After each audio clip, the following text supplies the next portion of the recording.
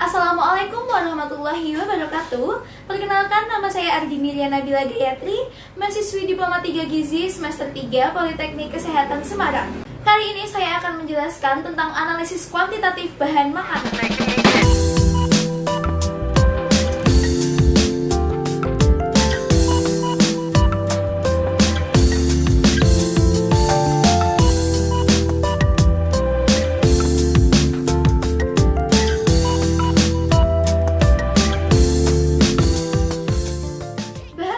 Dapat bertindak sebagai perantara untuk pertumbuhan mikroba patogenik dan mikroba yang menghasilkan toksin. Faktor yang mempengaruhi adanya mikroba adalah faktor intrinsik dan faktor ekstrinsik. Faktor intrinsik adalah faktor yang tidak dapat dikendalikan oleh usaha apapun, artinya faktor yang berasal dari dalam, seperti adanya komponen zat makanan yang diperlukan mikroba. Sedangkan untuk faktor ekstrinsik adalah faktor yang dapat dikendalikan oleh manusia. Menurut Undang-Undang Republik Indonesia Nomor 18 Tahun 2012 tentang pangan, bahwa keamanan pangan adalah kondisi dan upaya yang diperlukan untuk mencegah pangan dari kemungkinan cemaran biologis, kimia, dan benda lain yang dapat mengganggu, merugikan, dan membahayakan kesehatan manusia, serta tidak bertentangan dengan agama, keyakinan, dan budaya masyarakat, sehingga aman untuk dikonsumsi. Pangan yang tidak aman akan menyebabkan penyakit yang disebut dengan foodborne disease, yaitu segala penyakit yang timbul akibat mengkonsumsi pangan yang mengandung bahan atau senyawa beracun atau organisme patogen. Analisis kuantitatif mikrobiologi pada bahan pangan penting dilakukan untuk mengetahui mutu bahan pangan tersebut. Beberapa cara dapat digunakan untuk menghitung atau mengukur jumlah zat renik di dalam suatu suspensi atau bahan. Salah satunya yaitu perhitungan jumlah sel dengan metode hitung cawan atau total plate count atau TPC. Prinsip dari metode ini adalah jika sel mikroba masih hidup ditumbuhkan pada medium agar, maka sel tersebut akan berkembang biak dan membentuk koloni yang dapat dilihat langsung tanpa menggunakan mikroskop. Cara penumpukan kultur dalam hitungan cawan yaitu dengan metode tuang atau pour plate. Jika sudah didapatkan hasil jumlah koloninya, kemudian disesuaikan berdasarkan SPC atau Standard Plate Count. Pada jurnal Santi tahun 2017 yang berjudul Uji Total Plate Count atau TPC pada produk udang segar, dapat diketahui cara dan hasil dari uji kuantitatif metode TPC pada bahan makanan sebagai berikut. Prosedur dan cara kerja. Pertama, preparasi sampel. Sampel produk udang segar dibersihkan kemudian dicuci 1 kali dengan air mengalir. Masing-masing sampel diambil dagingnya di salah satu bagiannya, kemudian dimasuk ke plastik HDPE steril. Setelah itu dihancurkan dan ditimbang masing-masing 25 gram. Nah, dari 25 gram sampel tersebut, kita ambil 1 gram untuk dianalisis lebih lanjut.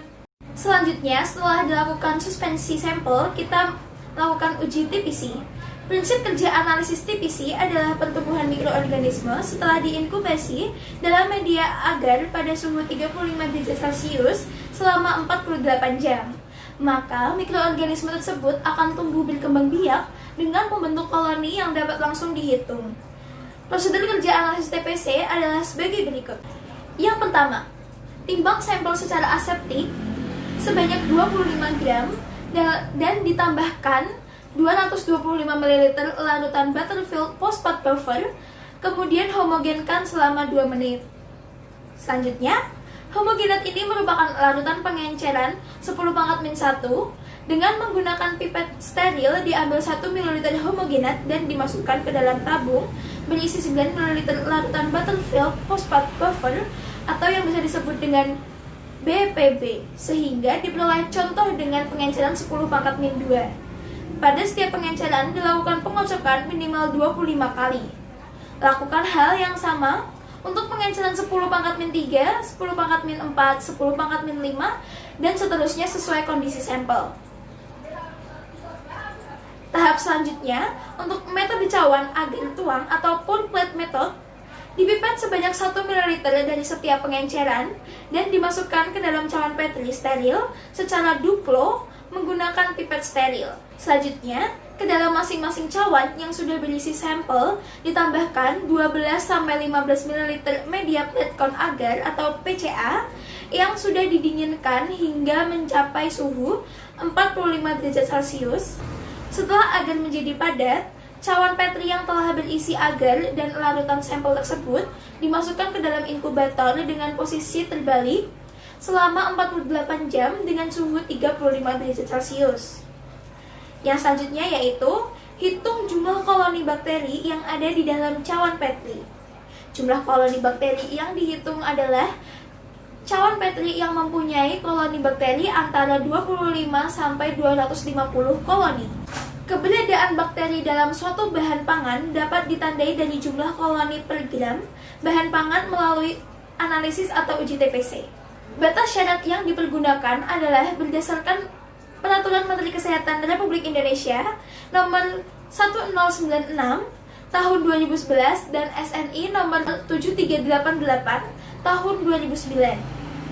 Kebijakan pemerintah dalam penyediaan pangan asal hewan di Indonesia didasarkan atas pangan yang aman, sehat, utuh, dan halal, atau dikenal dengan ASUH. Aman berarti tidak mengandung bahaya biologis, kimiawi, dan fisik, atau bahan-bahan yang dapat mengganggu kesehatan manusia. Sehat berarti mengandung bahan-bahan atau nutrisi yang dapat menyehatkan manusia. Utuh berarti tidak dikurangi atau dicampur dengan bahan lain. Nah, dari hasil tes tersebut, apabila bahan pangan mengandung bakteri, maka bahan pangan tersebut sudah tidak layak dikonsumsi. Maka dari itu teman-teman harus selalu berhati-hati dalam mengkonsumsi makanan. Lihat apakah makanan tersebut masih layak atau tidak. Sudah berapa lama kontak dengan udara. Jangan sampai makanan yang kaya nutrisi dan bergizi yang kita konsumsi bukannya bermanfaat bagi kita, tapi malah menjadi sumber penyakit bagi kita. Sekian penjelasan dari saya. Semoga apa yang saya jelaskan dapat menambah informasi teman-teman ya tentang analisis kuantitatif metode TPC pada bahan makanan. Terima kasih dan sampai jumpa di video selanjutnya. Stay at home, stay healthy. Bye-bye.